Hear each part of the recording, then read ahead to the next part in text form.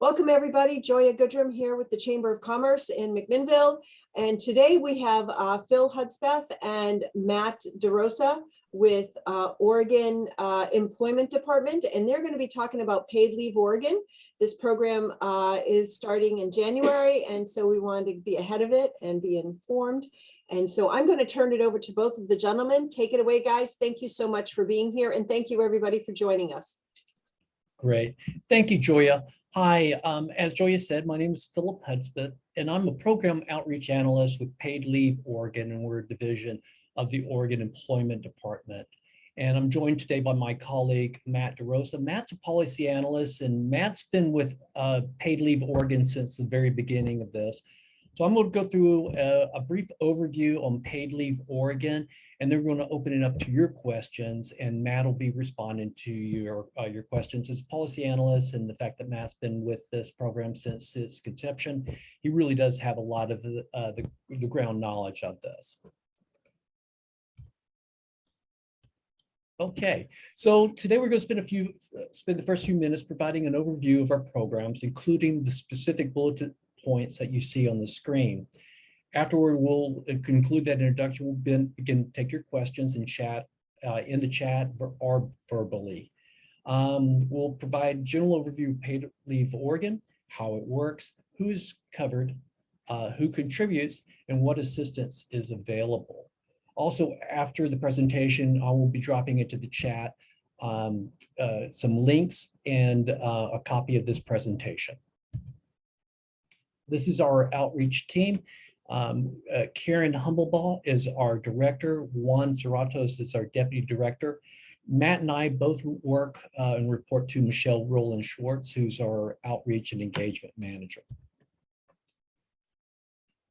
In Paid Leave, in Oregon, paid leave is up for 12 weeks with an additional 2 weeks for some pregnancy-related conditions.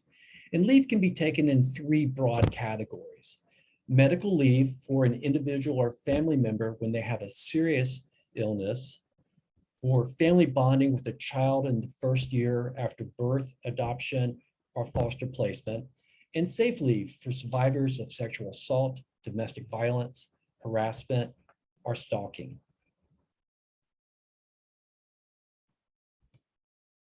Before we get started talking about paid leave specifically, we want to talk about the values that we hold at the Oregon Employment Department. These values reflect how we operate and guide all of our actions and decisions.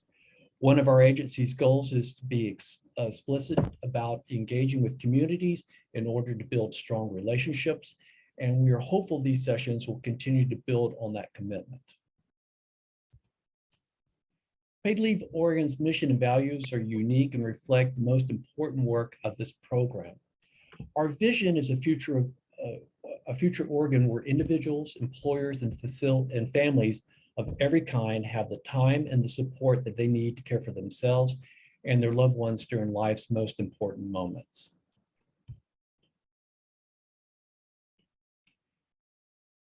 This slide is really about the fabric of how we implement Paid Leave Oregon. We're committed to addressing equity and access in a comprehensive and different way, as we recognize traditional agencies have created programming without talking to our customers. We don't want to replicate practices from that past that have resulted in continuing systemic or institutional harm. We want to reach out in new ways to gather input from communities and customers so we can listen versus making assumptions around priorities and service deliveries. It is extremely rare in state government that we have an opportunity to create a program from scratch, but the legislature passed Paid Leave Oregon in 2019 has allowed us that unique chance. We are striving to assure that we build this program, we consider all the possibilities for providing universal and equitable access.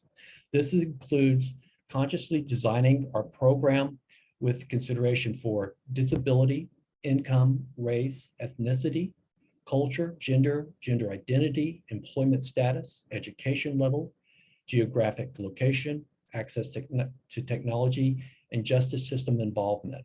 Our commitment also extends to recognizing, approaching, and offering government-to-government consultation within our 9 tribal nations that fall within our state borders.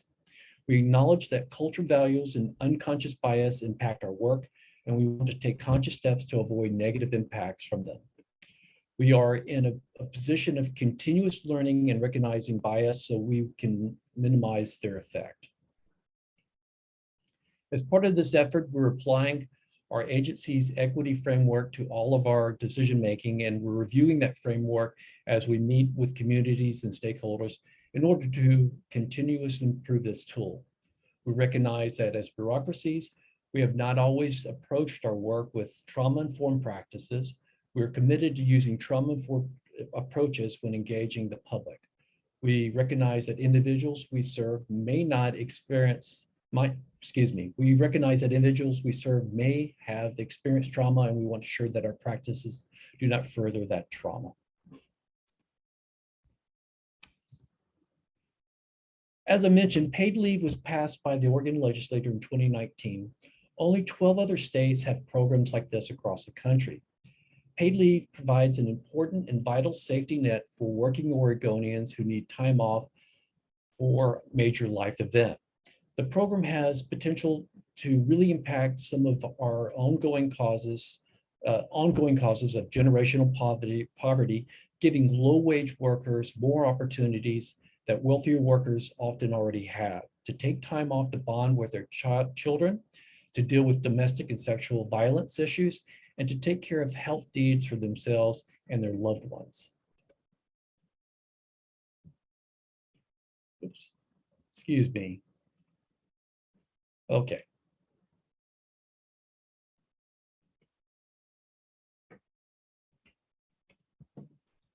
Okay. Data indicates that paid leave increases economic security, improves equitability across healthcare, and promotes healthy child development. Paid leave also has tangible benefits for businesses. Paid leave reduces employee turnover, promote long-term employee retention, reducing training costs, and increases productivity and morale. We're headed into the final months of implementations for paid leave Oregon.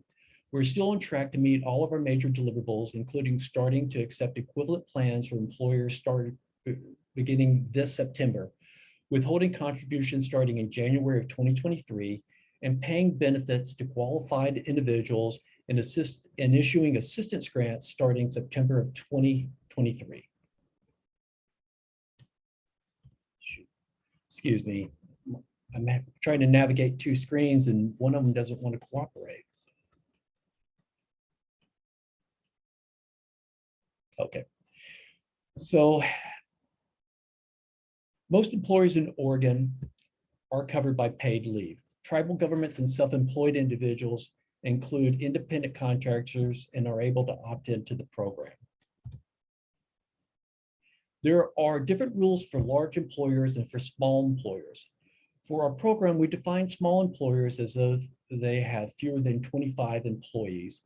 All other employers are considered larger employers. This employee count will be determined annually by the Employment Department by April, based on the quarterly report filed by the employer for the first quarter of each year. The number of employees in a company includes all the employees, even if they aren't in Oregon, even though benefits are directly for those earnings wages in Oregon. Okay, for small employers, there are some special stipulations for small employers. If you are a small employer with fewer than 25 employees, you can choose not to pay the employer contribution. Employees always contribute 60% of the contribution regardless of the employer size. However, as a small employer, if you would like to be eligible for assistance grant at any point in time, you would need to begin paying your employer contribution and commit to doing so for the next 2 years for all employees.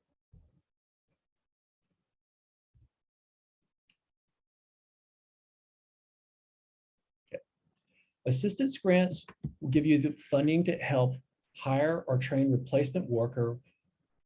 I think I'm one slide off.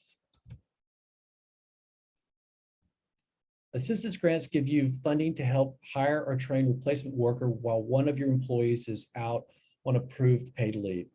There are up to $3,000 for replacement workers or $1,000 for wage-related costs. You can have up to, and you can have up to 10 grants in a year. We're often asked if you are a self-employed or an independent contractor. While you're not required to participate in paid leave Oregon, you can opt into the program. If you choose to opt in, you will need to pay the employee contribution of the employee portion of the contribution, which is 60%. You will receive benefits just like any other worker paying into the trust. Some businesses will choose to purchase or create their own equivalent plan.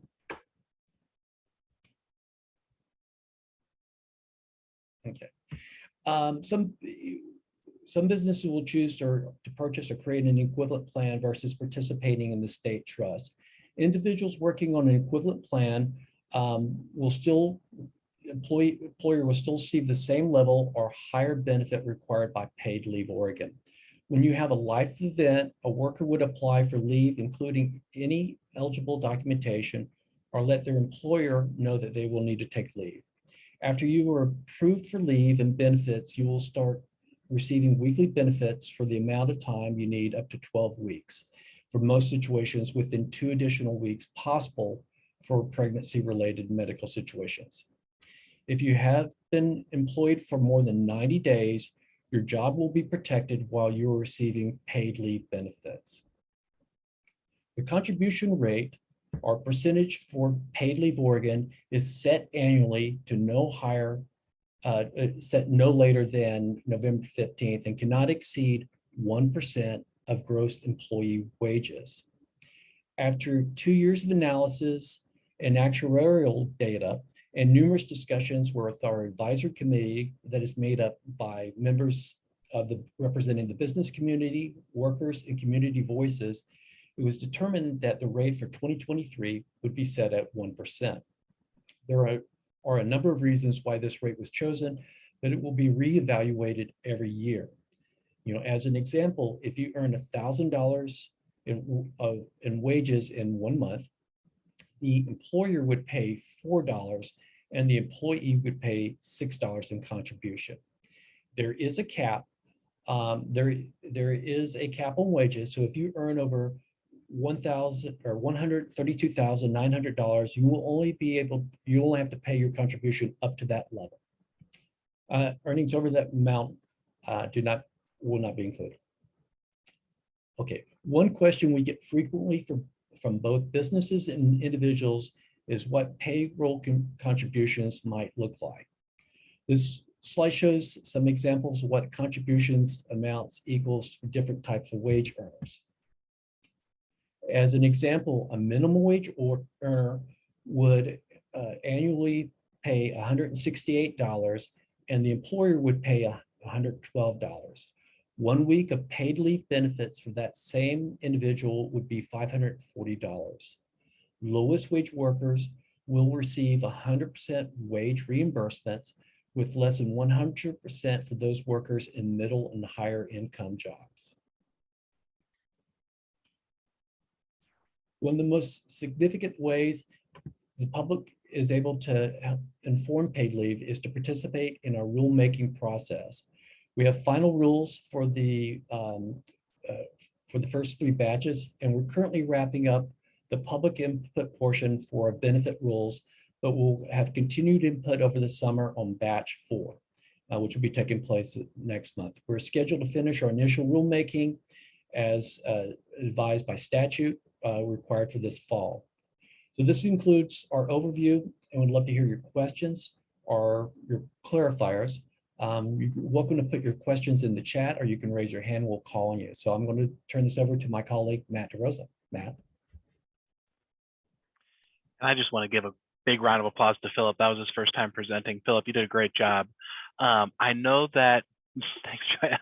I know, Joya, you put in the chat, if folks have if they have any questions or comments, you can put in the chat. I'm not seeing any. And so folks, just like Philip said, feel free to write in the chat or just raise your hand and we'll be there for you.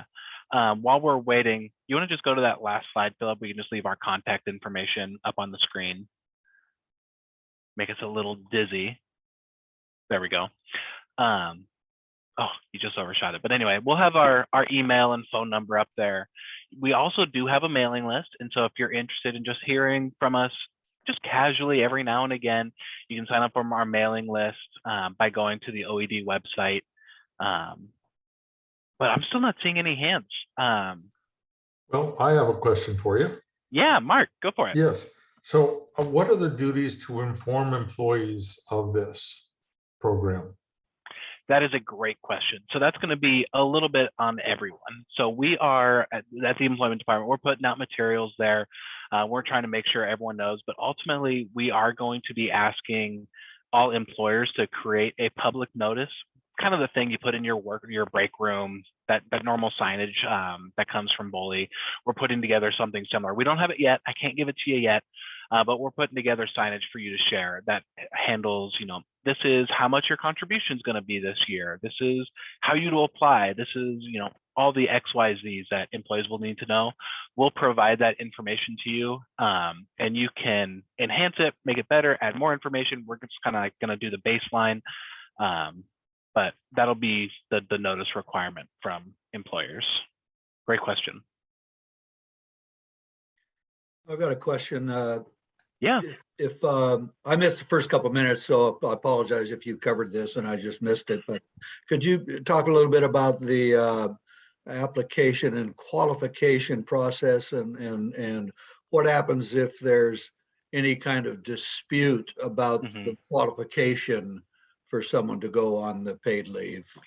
Yeah, so there's a couple different applications we have. I'm assuming you're talking about an employee applies and they're saying, hey, I'm just gonna make up an example. I have a surgery coming up and I'm gonna need to do some rehab. Is that the kind of situation you're talking about? Yeah, and sometimes there might be things that are not so clear cut. And Totally, yeah. So just, is there a process, an arbitration process, or is it just a state agency that says yay or nay?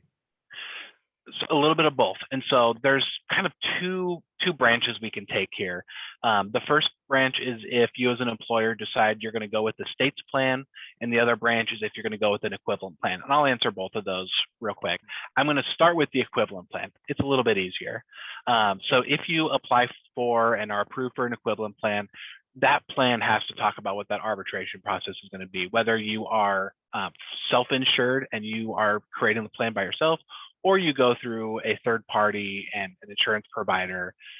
They might have some arbitration, techniques, best practices that you just adopt into your plan. So that's that one branch.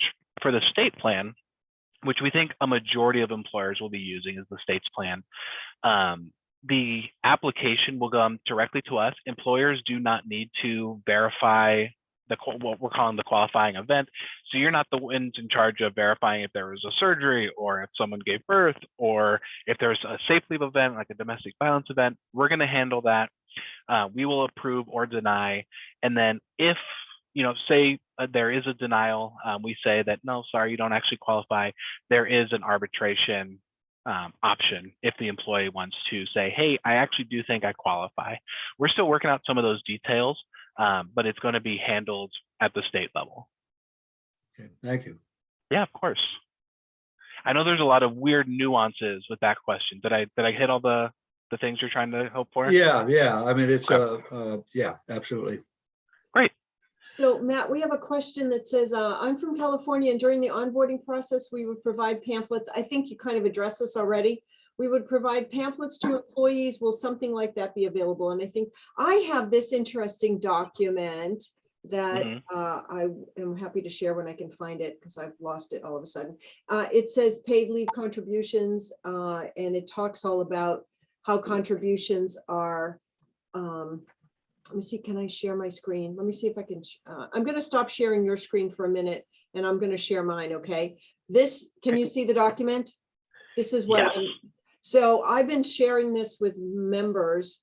I think I've shared it a couple of times, just so that they're apprised of what this means to them as well. Yeah. And I got this from the Oregon Employment Department on their website. So, yeah.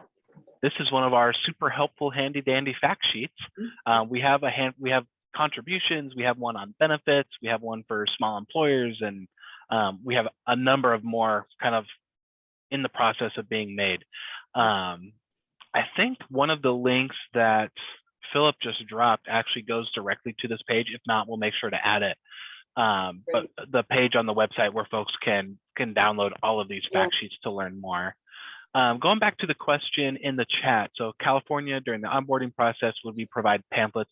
That's absolutely part of it. We don't know if it's going to be pamphlets or if it's going to be paperwork similar to like when folks are filling out their I-9s or other paperwork, if it's just a notice that says, hey, by the way, there's this thing. In law right now, it just talks about that like notice in the break room. And so for now, that's where our primary focus is. But you know, people who are being onboarded are certainly going to have to be told about this. And so as they are coming on board, you're just going to have to let them know. And maybe it's as easy as pointing them in the direction of the notice or pointing them somewhere else, or we might actually provide materials for you all to actually deliver. So question for you. So businesses that provide things like long-term and short-term disability for their employees, this does not, those programs do not qualify for this program, correct? I don't want to say no because I don't know what the specifics are, but I will say generally not. The reason being is that our equivalent plan standards, if someone wants to apply for an equivalent plan, the program has to be you know, equivalent or better. And so we have a 12-week minimum. You have to offer 12 weeks or more. We have our weekly benefit amount, which is that it's in the law, like a formula. It's like 65% of wages plus blah, blah, blah. Like you have to be paying them equal or above that. It has to cost the employee equal or less than. And so there's just a lot of different criteria. I don't want to say that there are no short and long-term disability policies out there. I will say I haven't personally seen one that would qualify as an equivalent plan, but it's certainly not impossible. We are going to be opening up the application process in September of this year. And a part of that process is going to include a checklist where employers can go down and say, yep, my plan does this and this and this. Oh, shoot, I'm missing this piece. You can either add it or just say, okay, I'll just go with the state's plan. No big deal. And so I don't want to lead you astray and give you false hope, but right. But is the idea that if your company doesn't offer that this will take place of something like that in the sense of a short-term and long-term disability kind of program or not? Yeah, it won't take its place. You can still absolutely offer short and long-term disability. A lot of those programs, similar to, you know, unemployment insurance, we're still going to have unemployment insurance. It still exists, but it's just a different program. It covers employees for different reasons. It offers different types of protections. Similar to short and long-term disability is different from workers' comp, but they both still exist. Yeah. And so this program isn't designed to take any of those things away. We just want to ensure that the protections in the law are for everybody. Sure, got it. Yeah. Okay. Go ahead. Sorry. I'm seeing a hand from Marcy, and I want to make sure we get their question answered. Marcy, you want to go ahead and ask?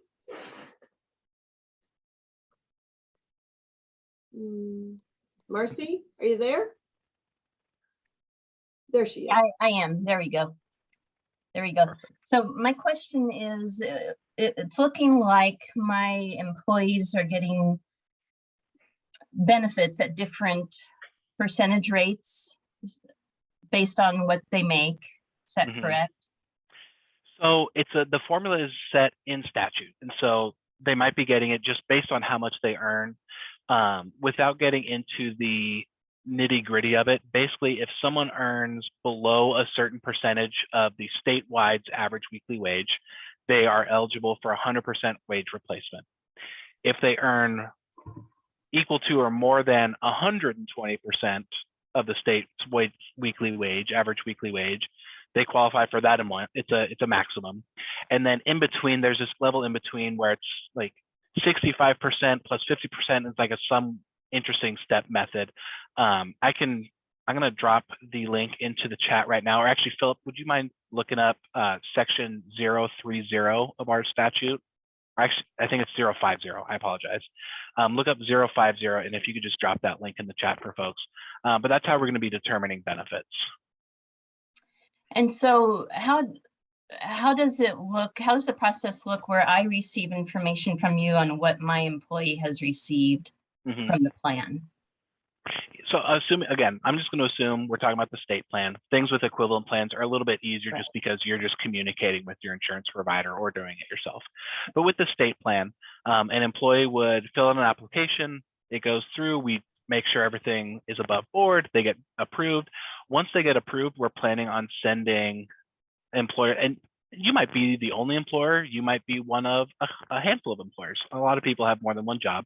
And so we'll send all the employers who are impacted, hey, by the way, Matt got approved for leave during this chunk of time. There's not much more you're going to need to know because we're going to be paying the benefits. You're not responsible for paying anything like that. We're going to do all the math on our end and send the checks.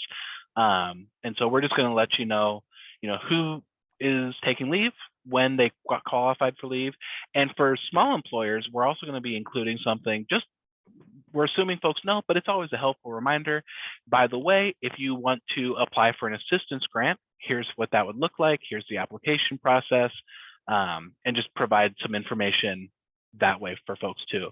Because the way the assistance program works is you won't be paying beforehand. You get to say, okay, as an employer, my employee is taking leave. It would be beneficial for me to get this, $1,000 grant or $3,000 grant. So I'm going to apply for it. If you're approved, that's when the contributions would start. And so we just want to make sure that everyone has that information at the time. And then, so I'd want to have a process where I make my employees whole. So no matter what they're making, they would receive their 100% of salary. But are there rules where it is not allowed to pay more? I would not be paying more, but I'm wondering if there's rules that address that. There is some nuance in the statute that limits the amount employers can pay. We're still trying to figure out some of what those what that's going to look like, because it looks like for some employers it's okay to, what we call it, topping off benefits. And so if someone earns like 80% in their benefit and the employer wants to top off the additional 20%, what's that look like? I don't have any good answers for you right now. We're still kind of playing around with what that looks like. The reason being is we're prioritizing some of the other parts of the program, such as equivalent plan production, getting our contribution system set up. Since employees aren't going to be taking leave for a little over a year, about 15 months from now, that's just something that hasn't been leveled up in terms of what we need to get answers right now, but we are working on it. And this is an opportunity that I get to ask for your help. We have all these really cool rulemaking hearings and conversations with employers like yourselves, and it's really helpful for us to know, how can we best serve you and best serve your employees? What information do we need to, collect from you, give to you to make sure that if you want to top off benefits, you can. It's something that is just a great opportunity for us to stay connected. And so I encourage you to sign up for our newsletter, sign up for everything you can. That way, when these conversations come up, we can hear from you and what works best for you and your staff. And then did I hear correctly that you're going to have a rolling forward? So like every it's not going to go by the calendar year. It's going to be a rolling forward method for calculating the 12 weeks of paid leave. Yeah, so this gets into something we call the benefit year. And so really it starts with whenever the first application comes in. Say someone applied 2 years from now, so 6/23/24, their benefit year would start, what was the date last Sunday? The 19th, whatever that day was, their benefit year would start. And then, yep, it'd be exactly that, rolling forward 52 weeks. They would have 12 weeks of leave in that 52-week period, starting last Sunday to next year. And that's how that would work. And if they want to apply, say they have another surgery or something else happens, or a family member has a surgery and they need to support them, that's when that chunk of time would be. And we try to do it as in line with possible as OFLA leave to make sure that the concurrency, or the two programs can run concurrently, which is required by statute. It's not always possible because OFLA has some different types of events that they can cover. For example, bereavement leave. You can take OFLA leave if you had a family member pass away. That's not something we cover at paid leave. And so there's just some differences in the program there. But for the benefit year, we tried to match the 52-week clock similar to how it's in OFLA. Thank you very much. Of course. Joy, I think I saw your hand popping up. I did, but I wanted to make sure, Marcy, you're done, right? Okay. Two questions. One question, is there an age limit? So for example, my 70-plus-year-old husband decides he wants to go and work somewhere. And he's on Medicare, and all this other stuff. Is that still, is there an age limit, like 65? There is no age limit, no minimum age, no maximum age. Okay. Paid Leave Oregon is here to support Oregon employees in life's most challenging events, and those happen throughout your entire life. Yeah. If your husband goes and he can still qualify for family leave if something, God forbid, happened to you and he needed to take some time off work. We want to make sure covered. And there's a lot of, teenagers who work and they're supporting their families in a lot of different ways. And so we want to make sure they're covered too. And so there are no age limits at paid leave. Great question. And I think you said you had a second one. I did. And it flew out of my head, and I'm hoping it's going to come back again. So I hire a new employee.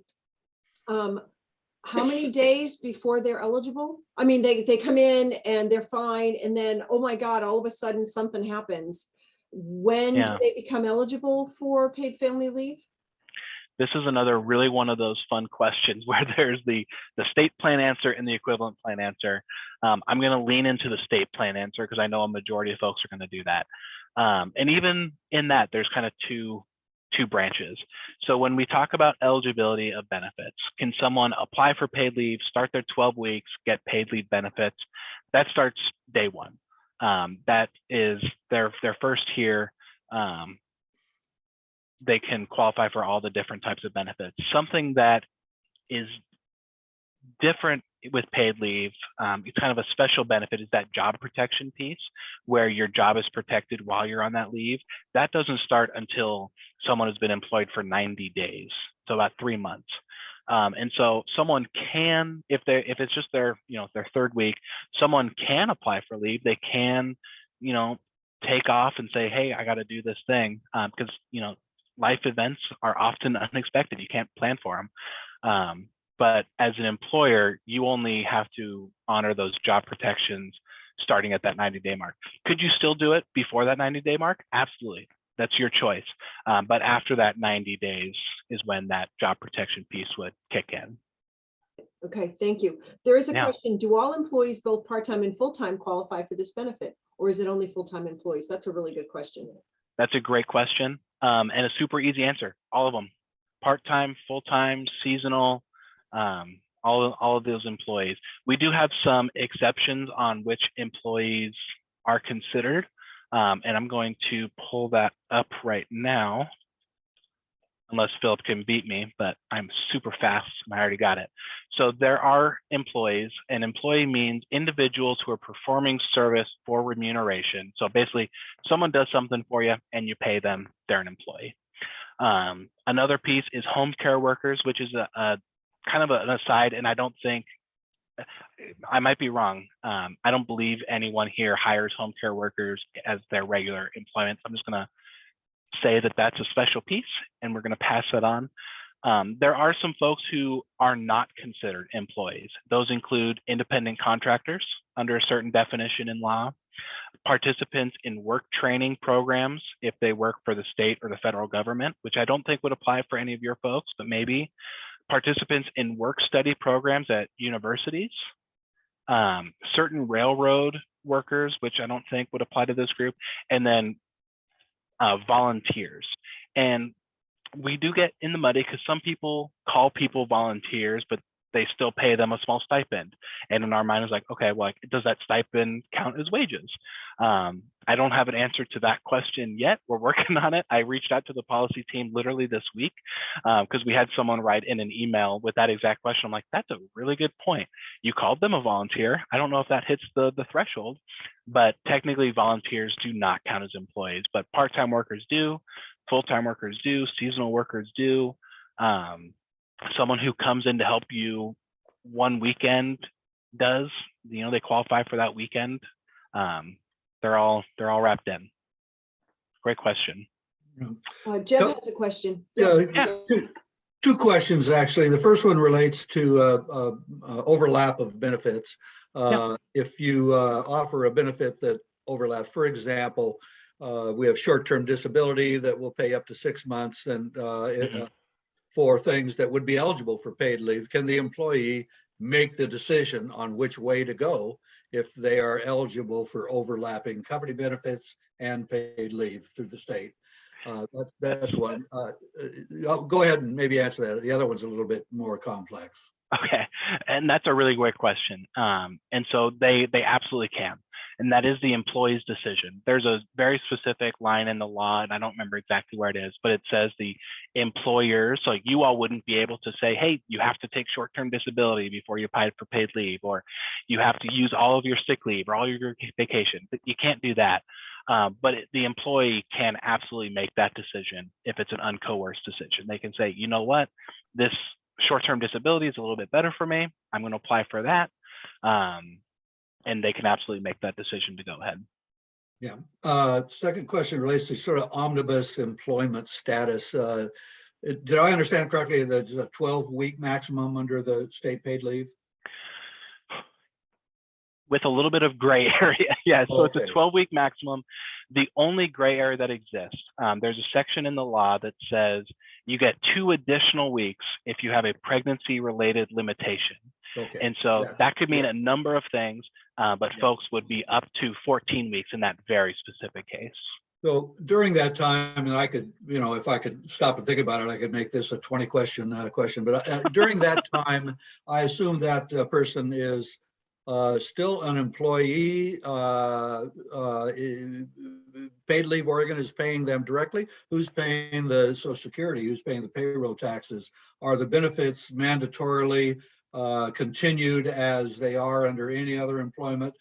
Would a person potentially be subject to a workers' comp claim if they came off of paid leave for a half a day and did they, what are there any number of issues in terms of the employment legality requirements? Yeah, so I heard a couple questions in there. I'm going to do my best to answer each of them. Yeah. If I left one out, feel free to be, Matt, you forgot. We'll pursue all of these in time, but yeah. So real quick, before I forget about workers' compensation, I want to say it very specifically in law says if someone is eligible, not has applied for, doesn't matter if they're getting it, but if they're eligible for workers' compensation or if they're eligible for unemployment insurance in 1 week, they are ineligible for paid leave benefits in that same week. And so someone couldn't go back and forth between those 2 programs in the same week. Mm-hmm. So that was one piece. The other piece is paying Social Security and paying Medicare and all those different taxes. That is a little bit outside of the scope that we know about. The reason being is that all of these programs define wages in very specific ways. You'll see that, when you're paying unemployment insurance, wages means one thing. When you're paying the state transit tax, wages means one thing. When you're paying paid leave, wages are going to mean one thing. Personal income, all these programs. So it really depends on how they define what wages means in those programs.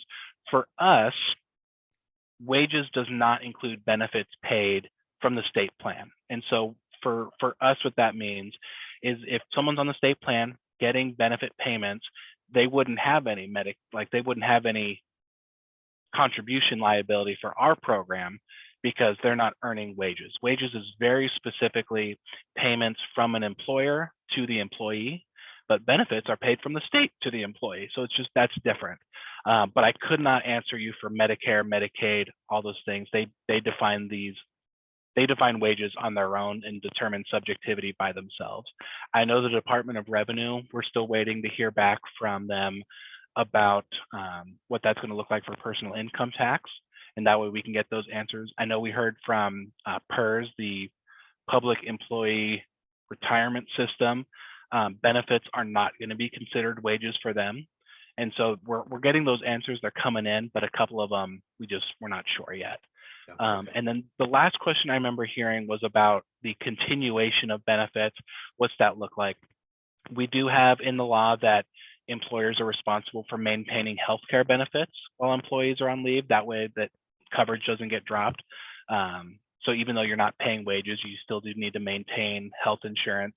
And you also need to maintain kind of offshoot things like seniority level. If someone goes away for 12 weeks, they don't get, you know, a demotion. They don't get, you know, punished for that 12 weeks. They maintain that same level of seniority in your place of employment while they're on leave. They don't have to gain the 12 weeks. It's not like it's, you know, getting bigger, but like wherever they left is where they end or where they come back to. Interesting follow-up that you mentioned that. What if the employee has to pay $400 a month out of their paycheck towards their health care and that we don't have a paycheck for them for 12 weeks?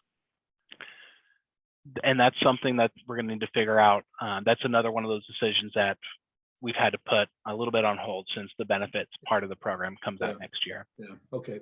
But absolutely a great question. That's a great question, Jeb. Thank you. I have a question. Are the Yeah. contributions tax deductible? No. What? Really? Yeah, so all the contributions are based on gross wages. So it's before the wages that are paid before Social Security, before Medicaid, before income tax. That's what our contribution is based on.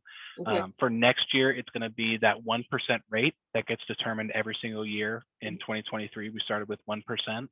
And for the record, just in case you don't know, it can go no higher than 1%. That is the ceiling. It can never go above that unless the law changes. But no, it's going to be based on gross wages.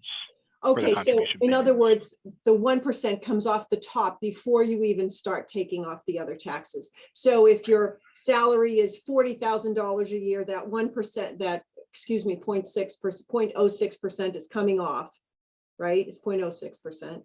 I'm trying to do fractions and decimals I in know, my head, but I think so. Yeah. But I think But- it's 0.06%. It comes I off think the you're right. top so that your salary is actually reduced by that amount. And then you get Yep. taxed on the reduced salary, like your pre-tax.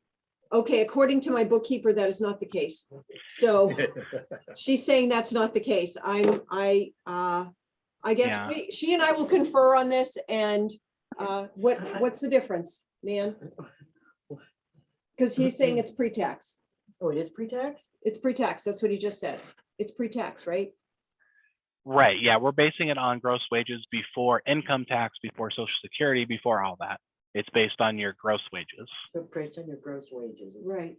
It doesn't come off your social security or it doesn't come off your social security or anything like that. It's not coming off like a medical payment or something like that. It just comes off. It just comes off. That's right. So is it reducing No. your, so you're still paying tax on it is what I'm hearing. Virtually, yes. Okay, we're still paying tax on it according to the bookkeeper. I take care of people in Washington, which it's probably based a little bit the same way. So Okay, so, all righty, well, it's 0.06%. It's not that much money, but anyway. I and- think for the example you said, the person earning 40,000, if I'm doing my math right, I think it's like $240 for them and year. $160 per year. Yeah. Like obviously like money's money. No one loves having money taken out. It goes to a good cause. We're here to help people, support people. It's very important that folks get the support they need. But ultimately it's a small percentage. Yeah, yep, right. Yeah. Okay. It is 12:17. I want to be mindful of the time. Yeah. Are there other questions out there? This has been a really good discussion. And while folks are thinking of questions, I want to encourage you to copy and paste what's in the chat. That way you don't lose the links on your end, because there's a lot of really good information that Philip's been dropping in, including the fact sheets that we've talked about, including our email. So Jeb, if I missed any of your questions, you can reach out to the email. Any folks, you can all reach out. Philip and I are two of the, I think there's 6 of us who manage that email. So, very likely that it'll go to one of the 2 of us. Good. Are there any last second questions while we're wrapping up? Yeah, how do I copy and paste the chat? What a good question. So Yeah. are you seeing the chat in the bottom? Are you able to open it? I have it open, but I don't. Perfect. So you should be able to just like with your mouse, click either whether you're at the top or the bottom, click and highlight all of it, kind of like normal. And then you should be able to hit, I think if you right click, you can hit select all. And then on your keyboard, if you hit hold control, hit C, that'll copy it. And then into a Word document, you can paste it using Control V. I'm just not seeing a way to, Hey, Deb, oh, about it. if I start at the bottom, I can do it. Okay. I'll send it to you because. No, I I'm got gonna it. save I got all. it. You got it? Okay. I got it. All I right. just started at the top instead of the bottom. It didn't work, but I got it. Alriady, very good. This was great. Thank you, Matt and Philip. Really appreciate the presentation, the difficult questions that we asked you. And of course, I'm going to stop the recording right now and thank everybody for being here.